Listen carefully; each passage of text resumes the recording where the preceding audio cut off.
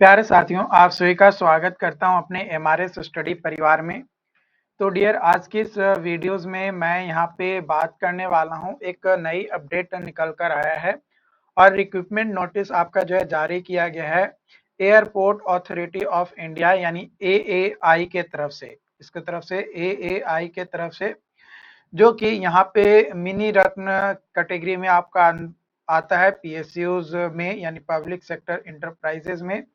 तो राजीव गांधी भवन जो कि दिल्ली में है, वहां पे उसके तरफ से जो है नोटिस जारी किया गया है। जनरल इंफॉर्मेशन और वैकेंसीज के रिगार्डिंग यहाँ पे अगर बात किया जाए तो इसके लिए ऑनलाइन एप्लीकेशन फॉर्म जो है इनवाइट किया गया है। आपको ऑनलाइन एप्लीकेशन फॉर्म जो है क्या करना होगा, फिल करना होगा, तभी जो है जाकर आप इसके लिए एलिजिबल हो पाएंगे, है ना। क्योंकि आपको ऑनलाइन फॉर्म भरना पड़ेगा, अदरवाइज आप इसके लिए जो है एलिजिबल नहीं हो पाएंगे। ये यहाँ पे जो है साफ तौर पे बोला गया है। तो यहाँ पे अगर आप देखेंगे तो आपका देखने को मिलेगा इसको में टोटल नंबर ऑफ वैकेंसीज अगर बात किया जाए तो वो है आपका 496। कितना है? 496 टोटल वैकेंसीज है, जिसमें जनरल का 199 है, ईडब्ल्यूएस 49 है, ओबीसी एनसीएल का जो है 140 है, एससी का जो है 75 है, एसटी का जो है 33 है। इस तरीके से आपका सीट डिस्ट्रीब्यूशन आपका यहाँ पे दिया गया है। और किस पोस्ट के लिए है? तो एयर ट्रैफिक कंट्रोल के लिए आपका दिया गया है।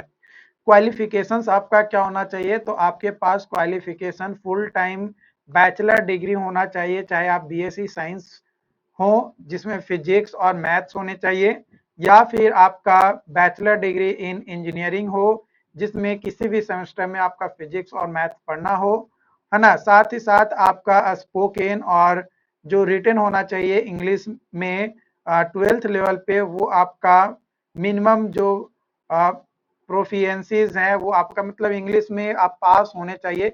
एक तरीके से ये आपका बोला गया है ना। जो इंग्लिश सब्जेक्ट्स है उसमें आप फेल नहीं होने चाहिए, क्योंकि कई सारे स्टेट्स में क्या होता है कि इंग्लिश कंपलसरी नहीं होता है, जिसके कारण से ये प्रॉब्लम होता है। तो आपको इंग्लिश में पास होना बहुत जरूरी है, तभी जो है जाकर आप इसके लिए एलिजिबल हो पाएंगे। एज लिमिट के बारे में अगर बात किया जाए तो एज लिमिट जो है आपका यहाँ पे 27 साल मैक्सिमम रखा गया है। एज रिलैक्सेशन 5 साल एससी एसटी और 3 साल ओबीसी एनसीएल वालों को जो है दिया जाएगा, और यानी जो एज क्राइटेरिया है। और इसके अलावा जो फिजिकली हैंडीकैप हैं उन लोगों को 10 साल तक जो है एज रिलैक्सेशन यहाँ पे दिया जा सकता है, जो भी गवर्नमेंट का रूल्स है उसके अनुसार। इंपॉर्टेंट डेट्स के बारे में बात किया जाए तो 1 नवंबर से आपका फॉर्म भरा जा रहा है, यानी आज से ये फॉर्म भरा जाना स्टार्ट हो चुका है, और 30 नवंबर तक जो है आप इस फॉर्म को भर पाएंगे, है ना। कब तक? 30 नवंबर तक। और ऑनलाइन एग्जाम लिया जाएगा, उसके बारे में अभी अपडेट नहीं दिया गया, इसके बारे में आपको अपडेट किया जाएगा बाद में, अभी फिलहाल अपडेट नहीं दिया गया है। पे स्केल बात किया जाए तो ग्रुप बी पोस्ट का होने वाला है, E1 लेवल का होने वाला है, यानी 40,000 से लेकर मतलब 1,40,000 तक आपका यहाँ पे हो सकता है। यहाँ पे एडिशनल बेनिफिट जो है वो आपको दिए जाएंगे, जैसे हाउस अलाउंस, है ना, और भी जो बेनिफिट्स हैं गवर्नमेंट के, मेडिकल बेनिफिट्स हैं, सोशल सिक्योरिटी स्कीम्स है, ये सारी चीजें आपको यहाँ पे दिया जाएगा। तो यहाँ पे बोला गया कि फॉर्म भरने के लिए आपको जो है 30 नवंबर तक आपको टाइम दिया गया है, आप उस समय तक भर लीजिए। और एनसीएल जो है आपका 2023-24 का फाइनेंशियल ईयर होना चाहिए, और अगर उससे कम पहले का है तो आप अप्लाई नहीं कर पाएंगे। ईडब्ल्यूएस है तो भी फाइनेंशियल ईयर 23-24 का आपका होना चाहिए, तभी जो है आप एलिजिबल हो पाएंगे। सिलेक्शन के लिए आपको जो है ऑनलाइन एग्जाम लिया जाएगा, उस एग्जाम के बेसिस पे आपका जो भी नंबर आएगा और आपका जो है आगे की प्रोसेस फॉलो किया जाएगा। इसमें एप्लीकेशंस, इसमें साइको टेस्ट भी आपको लिया जाएगा, असेसमेंट, मेडिकल बैकग्राउंड वेरिफिकेशन वगैरह कई सारी चीजें आपको की जाएंगी। मतलब बेसिकली अगर आप रिटन एग्जाम कंप्लीट करते हैं तभी जो है आपका आगे का प्रोसेस में आप पार्टिसिपेट कर पाएंगे। अगर नहीं कर पाते हैं तो भाई फिर आगे के प्रोसेस में आप एलिजिबल भी नहीं हो पाएंगे, ये भी जो है यहाँ पे मतलब आपको ध्यान रखना है। ठीक है, और किसी तरीके का आपको गड़बड़ी नहीं करना है ना। और फोटो और सिग्नेचर जो है आपको 10 से 20 केबी के बीच में सिग्नेचर्स, और फोटो जो है आपका 3 मंथ से ज्यादा पुराना नहीं होना चाहिए, और 20 से 50 केबी के बीच में आपका जो है यहाँ पे होना चाहिए।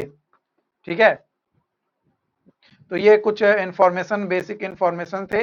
यहाँ पे ये वेबसाइट का लिंक मैं आपको डिस्क्रिप्शन बॉक्स में भी दे दूंगा, ताकि आप डायरेक्टली वहां पे जाकर अप्लाई कर सकें। बाकी इससे रिलेटेड जो भी अपडेट्स होंगे आप लोगों के साथ जो है शेयर किया जाएगा। चैनल को सब्सक्राइब नहीं किए हैं तो चैनल को सब्सक्राइब जरूर कर लीजिएगा, ताकि आपको सारी अपडेट इससे रिलेटेड मैं आपको प्रोवाइड करा सकूं। फॉर्म भरने के लिए अगर एप्लीकेशन फी के बारे में बात किया जाए, है ना, एप्लीकेशन फी, तो एप्लीकेशन फी जो है आपको 1,000 रुपया जो है आपका यहाँ पे लगने वाला है।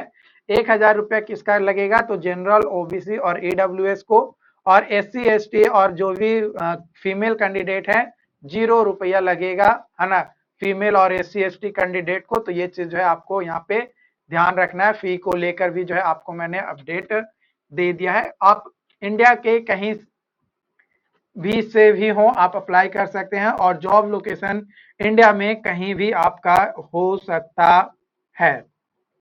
ठीक है, तो ये चीज जो है आपको ध्यान रखना है। बाकी इससे रिलेटेड जो भी आपका डाउट्स होगा आप हमें कमेंट करके जरूर बताइएगा। आपके डाउट्स को डेफिनेटली क्लियर करने की पूरी कोशिश की जाएगी। Thank you.